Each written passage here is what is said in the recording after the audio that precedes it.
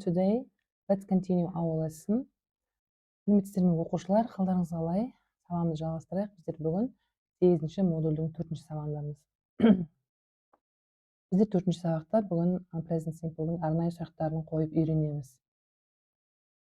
Және де my day тақырыбында өзіміздің күнделікті не істейтінімізді айтып үйренеміз. First of all, let's revise the vocabulary from the previous lesson. Әдеттегідей өткен сабақтағы жаңа сөздерді бір жолы өтейік. To have English lessons, to go to the park, to play the guitar, to wash my hands and face. Және де аптаның күндерімен танысайық. Аптаның күндері біздер days of the week деп айтамыз. Week бізде апта, а days күндері, яғни аптаның күндері. Дәл қазақ тілінде 7 күн бар. Monday дүйсенбі, Tuesday сейсенбі, Wednesday сәрсенбі, Thursday бейсенбі, Friday жұма, Saturday сенбі, Sunday жексенбі. Monday, Tuesday, Wednesday, Thursday, Friday, Saturday, Sunday. Байқасаңыздар, әрбір осы күннің соңғы 3 әрпі day-ден аяқталып тұр, яғни күн деген сөз. Сонда егер day деген сөзді бір естеріңізде сақтап алсаңыздар, міне day, сонда тек қана әрбір сөзден 3 әріптен 4 әріптен ғана жаттау керек болады. Қандай қиындығы жоқ. Және осы аптаның күндерін сөйлемде қолданған кезде оның алдына on деген предлог жүреді, мысалы on Monday, немесе on Saturdays деп.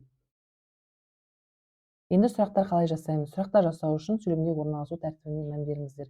Ең алдымен сөйлемнің басында сұраулы есімдіктер тұрады, яғни сағат нешеде, what time, қашан деген сияқты қандай сұрақ қояйын деп жатырмыз, сондай сұраулы есімдіктер тұрады. Одан кейін мына жердегі жаңағы сөйлемдегі зат есімге байланысты, ол пронаун бола ма, ол жаңа зат есім бола ма, соған байланысты, бастауышқа байланысты мына жер do does'ды қоямыз. Яғни he she it болса does қоямыз, қалғандарында do көмекші етістігін қоямыз. Содан кейін міне бастауыш кетеді, содан кейін етістігіміз кетеді. Қандай етістік керек, соны қолданамыз. Енді көрейік. What time do I get up? Немесе do you get up? Сен нешеде тұрасың деген сияқты. Мен тұрамын. I get up. Тура сөйлем жауап берген кезде present simple кәдімгі тура сөйлем қалай жасаймыз, солай жауап береміз. I get up at 7 o'clock. Немесе you get up at 7 o'clock. Енді мына жерде he she it та мына жерде does болады ғой. What time does he get up? Жауап берген кезде тура сөйлемде мысалы етістікке s жалғаймыз ғой, he she it-тан кейін. Дәл соны сақтаймыз. Мына сөйлем жауап бергенде мына do мен does жауаптың ішінде болмайды. Сонда he gets up at 7 o'clock болады. Немесе she gets up at 7 o'clock болады. Көпше формада what time do we usually get up? Бұнда дәл солай, ешқандай do does сөйлемнің ішінде болмайды. We get up at 7 o'clock, you get up at 7 o'clock, they get up at 7 o'clock болады. Тағы да мысалдар қарастырып көрейік. Мысалы, when деген сөзден басталса, егер қашан. Егер what time-нан, мына жерде мысалы, what time-нан басталса, нақты сағатын айтамыз, мынандай қылып. Ал егер де when-нан басталса, қашан. Онда мезгілін айтуға болады. Мысалы, when does she watch TV? Ол телевизорды қашан қарайды. Мына жер she көмекші етістік does болады. Сонда жауап берген кезде міне she watches болып етістікке s жалғаймыз. She watches TV in the evening, кешке қарайды. Немесе what does he do on Sundays? Жексенбі күндері ол не істейді? He болғандықтан мына жер does болады. Жауап берген кезде етістікке s жалғаймыз. Ол ойнайды. Не істейтіндігі туралы етістік жоқ, do деп тұр. Сондықтан біздер не істейді? He plays basketball on Sundays деп жауап береміз. Ана айтқандай емес, аптаның күндерінің алдына оны қоямыз. Немесе what do they do every day? Олар күнде не істейді? Олар күнде мектепке барады. They go to school every day. Қысқаша арнайы сұрақтар бойынша тақырыбымыз осы. Енді тапсырмаларға кезек берейік. Мына жерде read and answer the questions.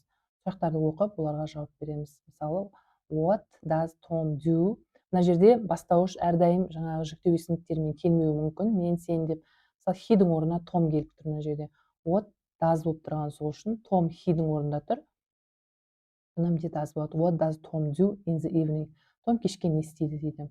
Tom has a shower in the evening. Кешке душқа түседі. немесе сағатын нақты айтатын болсақ, мына жерде сағат тұр міне. What time does he get up?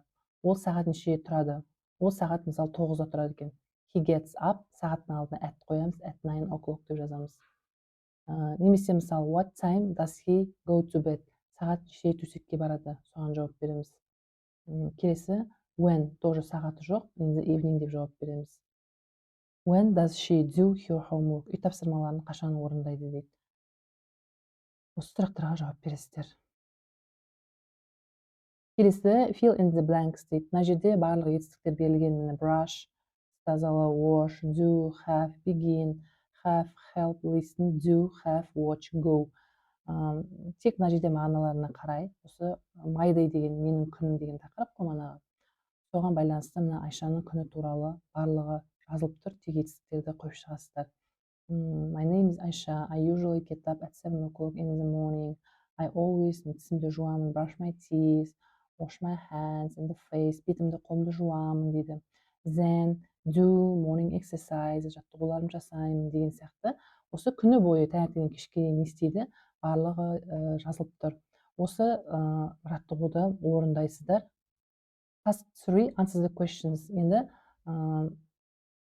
сұрақтарға жауап бересің. Мысалы, what time do you usually get up? Әдеттен нешеде тұрасың? Сағатын айтасыздар. Do you wash your hands and face? Жалпы сұрақ мына жерде сен бет қолыңды жуасың ба? Do you do morning exercises? Таңғы жаттығу жасайсың ба? Деген сияқты. Бұл жерде 10 сұрақ берілген. Осы 10 сұрақтың жауаптарын жазасыздар. Одан кейін task 4 мына жерде make your own topic my day. My day тақырыбында өздеріңнің туралы, өздерінің күндерің туралы не жазасыздар, эссе топик жазасыздар, иә. Ол үшін мына сұрақтардың жауаптарында барлығы уже шығады, почти осы my day-дің сөйлемдері. Енді оған сіздерге мына текстта көмекке келеді. Осы текстті пайдаланып, және де осы жерде өздеріңіздің жауаптарыңызды қолданып, my day тақырыбында шағын эссе дайындайсыздар. Осымен тапсырмалар аяқталды. Видео сабақтың астында тапсырмаларды мұқият орындаңыздар. Барлығыңызға сәттілік.